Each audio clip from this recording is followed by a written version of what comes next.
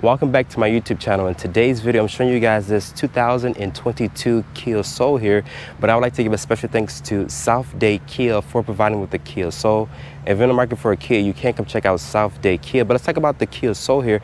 For 2022, Kia is now offering 8-inch display if you go for the LX trim. If you go for the S, the X line, or the GT line, you get a 10.3-inch system. I'll talk about that once we get inside the interior, but let's talk about the exterior styling here of the Kia. So I do like this red exterior paint. It looks really good with the aluminum painted trim here. These headlights are going to be an incandescent turn signal with an incandescent high beam here, but the headlights are going to be separated from the turn signal. Looking over here is going to be a halogen projector bulb. You also get these halogen fog lights here. There's the GT line badge here embossed in the grille. I do like the texture here in the grille, looks really nice. There's more of that aluminum painted trim here. And this also has a newer Kia emblem here. So just like every other vehicle in Kia's portfolio, now the Soul is a part of that family with the newer emblem. But I want you guys to comment down below in the comment section and tell me what you guys think about the 2022 Kia Soul. Looking at the side profile here, let's start out with these tires and wheels. These are a 235/45 tire. The wrapped in is 18-inch rim design. I do like the light gray finish here on the rim design. It looks really good with the red exterior paint. But taking a look here at the mirror cap, there's this LED side marker here on the mirror cap. And up top, Kia just offers a standard size sunroof here on the Soul. The wheelbase for the Soul is at 102.4 inches with an overall length of 165.2. And I like that Kia has the Soul name embossed here in the actual D pillar. But let's take a look at the rear of the Kia Soul. Looking at the rear, let's start out with these taillights here. They're going to be an incandescent bulb design, which is a brake light, reverse light, and turn signal. There's the Soul badge here with the newer Kia emblem here. That's this rear wiper here to keep the rear glass clean. There's a GT line badge there. Looking at the lower part of the bumper, there's a stand-up backup camera with incandescent lights for the tag. I like this rear diffuser here. It does look really aggressive with the gloss black trim. It looks really good here with this red exterior paint, and there's no visible exhaust trim here. But open up the cargo bag here. This is a manual opening cargo area. Once it opens up, it reveals 24.3 cubic feet of space. And underneath here, Kia does equip the Soul here with a temporary spare tire. And you can also fold down the rear seats here via this latch here. Once you do that, that expands the cargo to 62.1 cubic feet of space. But let's hop into the interior here of the Kia Soul. And there's this random duck just walking through the video shot here. But let's hop into the interior of the Kia Soul.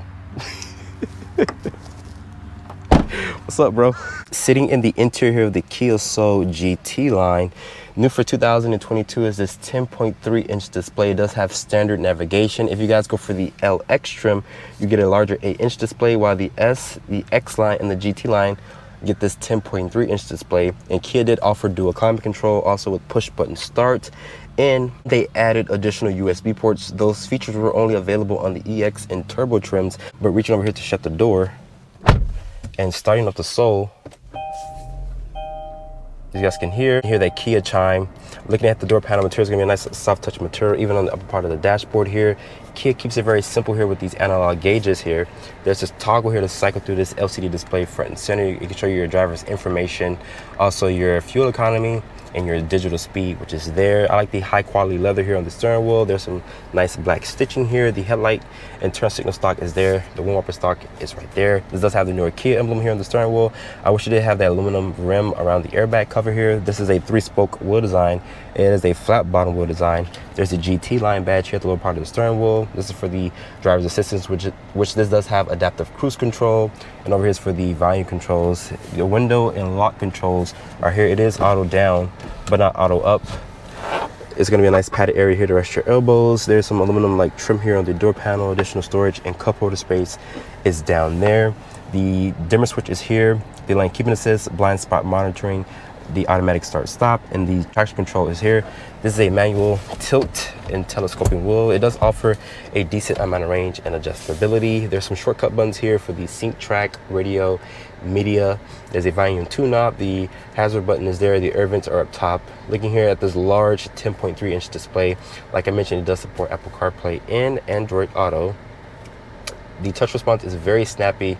And going into the Kia interface here, I like these purple light icons here. The touch response is very snappy. Going back to the Apple CarPlay here, like I mentioned, now they're offering dual climate control. There's a wireless phone charger here. My iPhone 12 Pro Max does fit, and it will tell you if it's charging. And as you guys can see, I have it at this weird angle, so it's not charging. Down here is going to be 2 USB ports with a 12 volt and a nice area here if you guys have a smaller phone. My iPhone 12 Pro Max does not fit here in this area. Like I mentioned, this is push button start. Putting the Soul into reverse here, it does reveal a backup camera with trajectory and also with distance markers.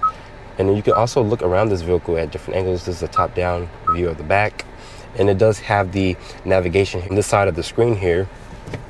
Kicking it down here over to the left, there's a sport mode in the transmission. Putting the Soul back into park, there's your drive mode selector here, which shows you normal and sport. So there's only 2 different drive modes here on the Soul. There's a traditional handbrake here. There's 2 cup holders. I'm gonna show you guys this key. There's a new Kia emblem here on the key fob. There's a lock, unlock, trunk release, also a panic button, and this does come equipped with remote start, surprisingly. And down here is going to be hard touch plastic. The glove compartment does offer a decent storage there. The seats in here, even though they're cloth seats, they feel very supportive and very comfortable. And above me, there's going to be LED lights with the standard size sunroof. You can open and close the shade to your liking. The center armrest here is going to be nice and padded. It does reveal a decent amount of storage. I'm surprised to see there's no USB port or 12 volt inside there, but overall, the Soul does have a nice spacious interior here. But let's hop into the back seat of the Kia Soul. Getting into the back seat here of the Kia Soul, shutting the door here, the materials are going to be a hard touch plastic. There's no map pockets back here. There's no rear air vents, but Kia does equip this with a standard USB port here. The floor back here is nice and flat, and Kia says you get around 38.8 inches of legroom here in the Soul. Above me, there's going to be LED lights at the cabin, and there's this grab handle here. And there's no rear cup holders back here, but there's some cup holders here in the actual door pockets. Taking a look underneath the hood here of the Kia Soul, as you guys can see, I'm very surprised that this vehicle does not have a pop rod, but it does come with hood struts here.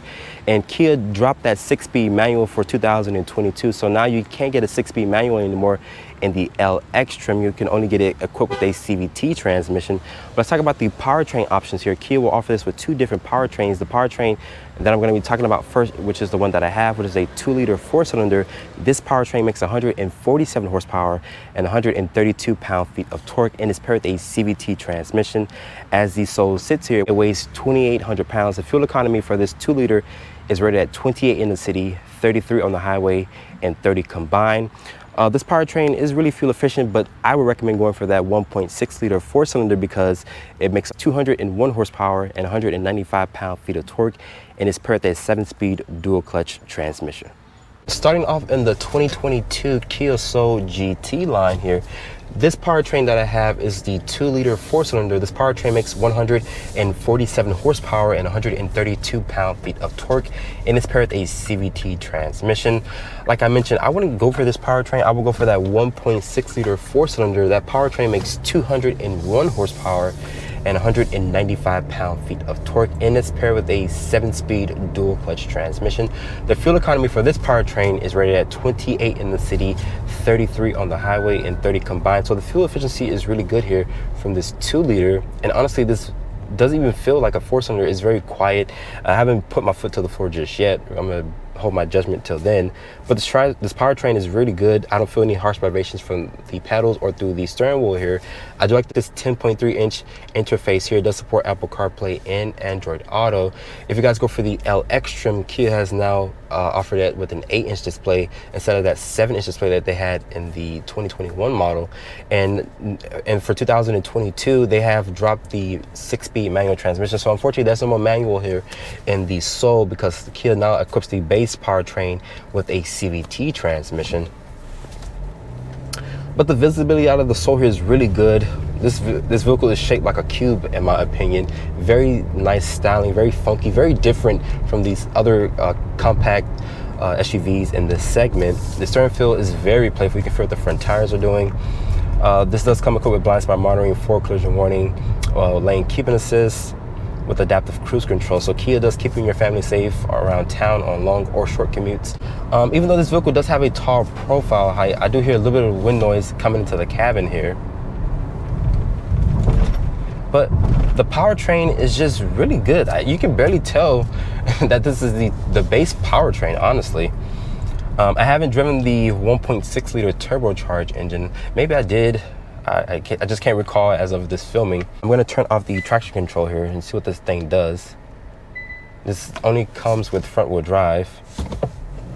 Oh, no drama.